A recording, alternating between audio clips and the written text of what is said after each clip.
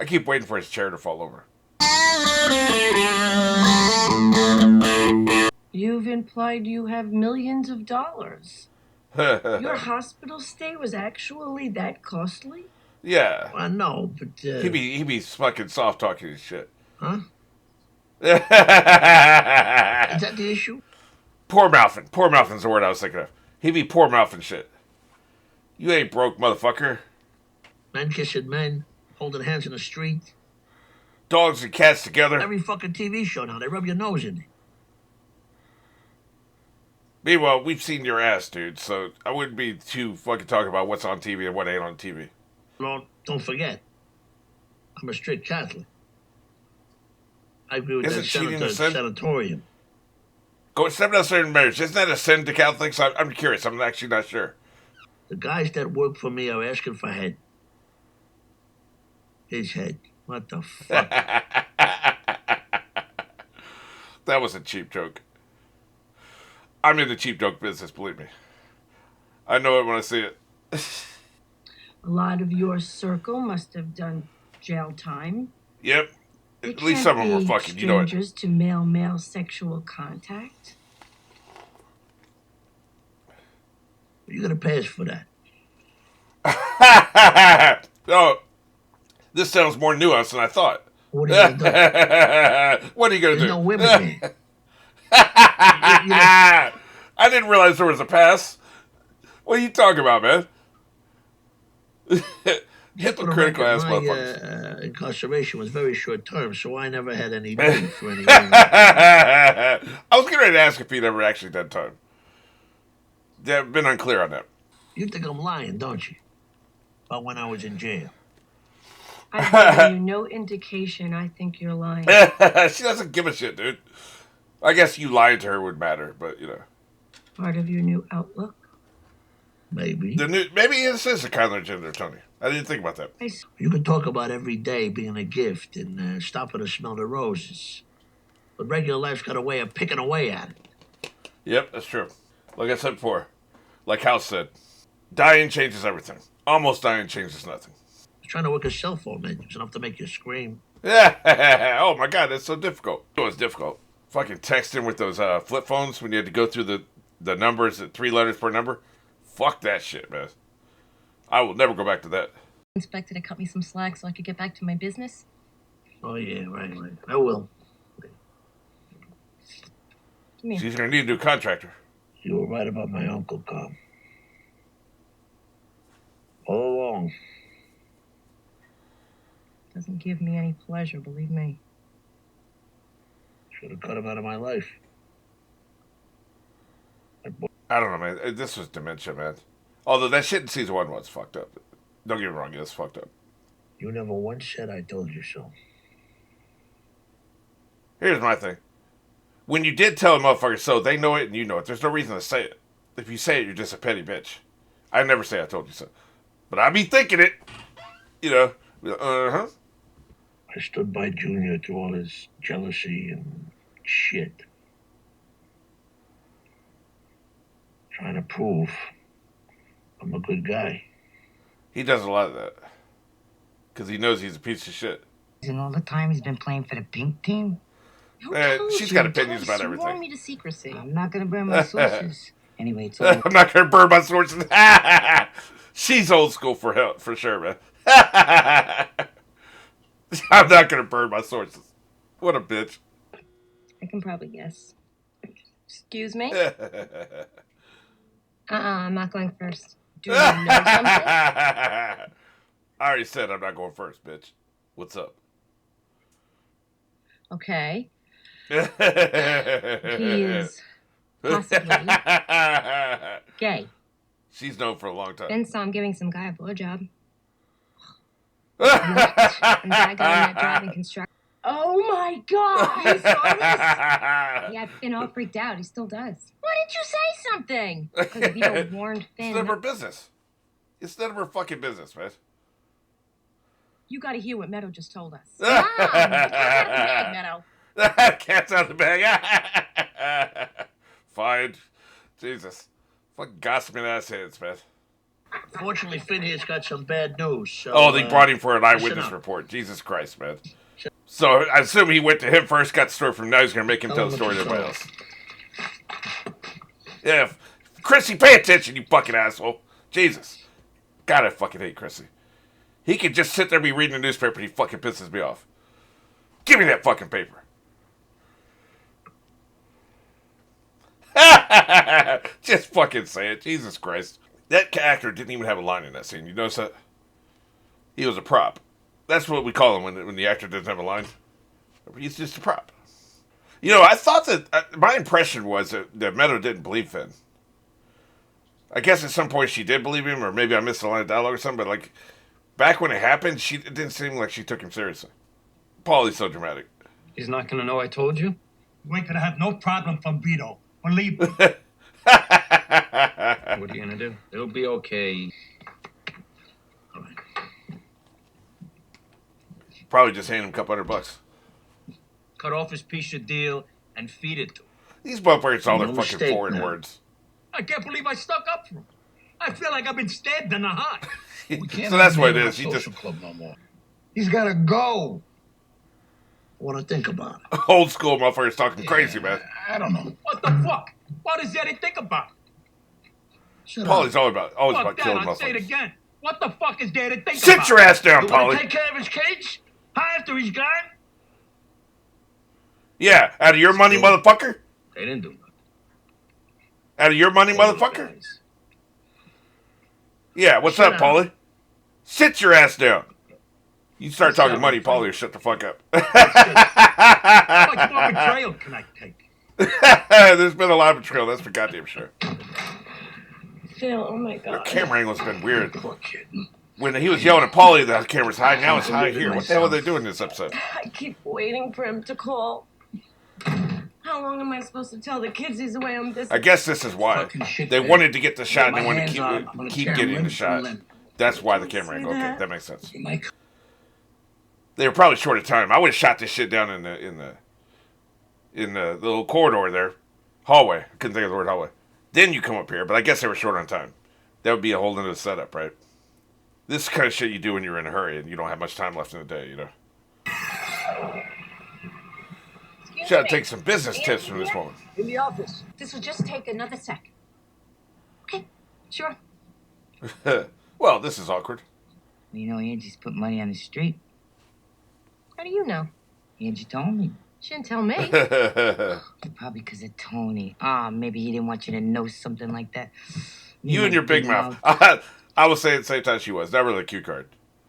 No, she's pretty successful with that body Yeah, shot. that's what it was. I finally read the situation right. I had a false start, but she wants to one do of us. something. Now it's like she's one of them. Right. Thank you, Tom. Man.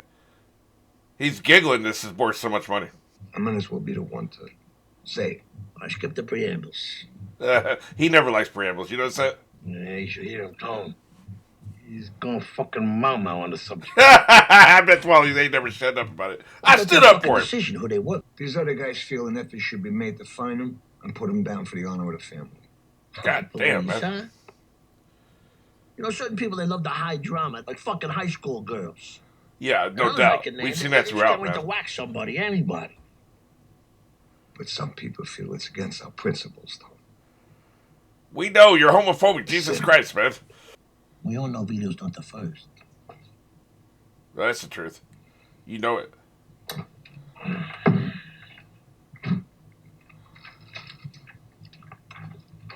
I keep waiting for his chair to fall over.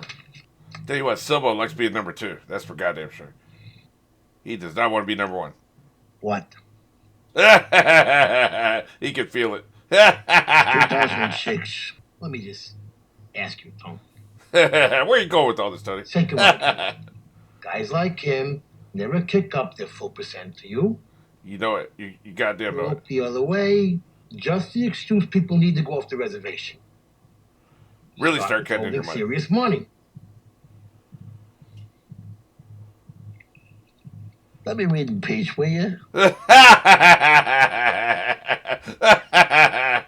With Tony, it's going to be about them. It's either about money or respect with him. It's one or the other. Columbia Dean's List, volunteer at the South Bronx Law Center. Just be an asshole this to her is so really she can go be a interesting, fucking too. doctor. Of course, it's Fuck's different than sake. the kind of thing. Tony Soprano's kid. That's another stigma you wouldn't have if you were a doctor. Go. Did you by any chance talk to the building inspector about my house? Oh, Jesus Christ. Tony's really dropping the Shit, ball, I man. forgot. You've been sitting and reading his magazine and shit. Been dropping the ball like a motherfucker. Literally doesn't give a shit. Yeah, the way he prefers it. All those hysterical jokes about Italian cheeses and smelly feet. Yeah, stop being a racist. This is good shit. Yeah, you would think marijuana. At first, I thought it was cigarettes, but the fact they're shared it makes it more like marijuana. You think that would mellow you out, not want you to have a fight. I knew it. I'm picking the fight. We're in fucking Caldwell, New Jersey, and you're on your high horse about justice? That is a They're good point, gonna meet actually. it out themselves.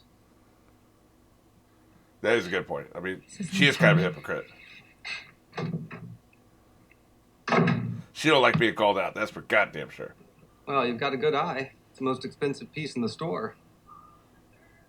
Some people have a talent You're for a that. natural. You know, one of the things that's interesting about this is obviously a dinosaur episode. You know, that's why I call it the episodes that are kind of out of time. You know, even though really the Mafia itself is out of time. Like they're stuck in the past. They're always like 20 years behind. Whatever year it is, the Mafia is 20 years behind us. I've mentioned this before. I think when I was talking about Native Americans or some shit. Wherever they're at, you know, wherever we're at, they're always like full generation behind, right? Like, it probably took them an extra generation to get into internet crime, you know? If the Mafia even still exists, who the fuck knows, man? Like, it's all... If they do exist, they're so fucking undercover these days. They don't have the fancy nicknames. They're wearing business suits, and they're fucking, you know, they're making their money through courtrooms and fucking, you know, all kinds of... Like, the people in charge of Vegas right now, you know, all the gambling... They don't have any reason to do anything illegal. They're making so much goddamn money. And they were originally, like, their grandfathers were fucking straight up murking motherfuckers and burying their bodies in the desert, right? These days, I mean, you know, why would they need to do anything illegal anymore? So, yeah, this kind of a dinosaur episode, but then the actual group we're talking about, the Mafia, are also dinosaurs in and of itself. I'm sure Tony's attitude in this is actually pretty progressive for them, you know? But what none of that is really what I'm interested in. What I'm interested in is the whole concept of you have a unit of people here. And we could be talking high school, we could be talking anything. And the subject matter could be about anything. But the group dynamic is A is the norm, right? Like A is what, you know, can represent anything. You know, homosexuality, getting women drunk before you fuck them, you know, whatever it is. Like, you know, just a norm. And if, say, you have 10 people in the group, 2 of them actually believe A and would do A regardless of where they were, even if they were by themselves on an island. They would do A, okay? Then you have 2 of them are staunchly against A, and they will resist if pushed and actually speak out against A, okay? Then you have the 6 people in the middle. And these are percentages, one person representing whatever number you want, right? The 6 people in the middle all think that the other 9 people are for A. So they don't want to be the one person to speak out. So, in other words, like you had all those guys around the table, right? Chrissy and Paulie and you know the other guys. There's probably a couple of them who had no problem with homosexuality. But they think everybody else has a problem with homosexuality, so they're going to pretend they have a problem with it. Meanwhile, the guy across the table from is also pretending that he has a problem with it because he thinks you have a problem with it. You know what I'm saying? So this is a sociological group dynamic that's very interesting to me in that people say what they think the group wants to hear, even though they personally, it doesn't appeal to them. Meanwhile, the person they're saying it to thinks you actually believe it. So they're gonna parrot it back to you. And neither one of you believes it. But you're both saying it because you both think that that's what needs to be said. And it's not even about some sexuality. There's so many different fucking norms, right? You know, that this could be about. And it's all a fucking thing where it's like, it's kind of like the game where you have the card in your head. And you can't see what's on your head, but everybody else, you know. I don't know if that's a good metaphor or not. I'm just saying, like, it's fascinating to me because sometimes you'll have this situation where it's like, you know, you're only saying shit to fit in. Meanwhile, they're only saying shit to fit in. And if one person would fucking speak the truth, everybody realize, wait a minute. And this is how you get change at some point.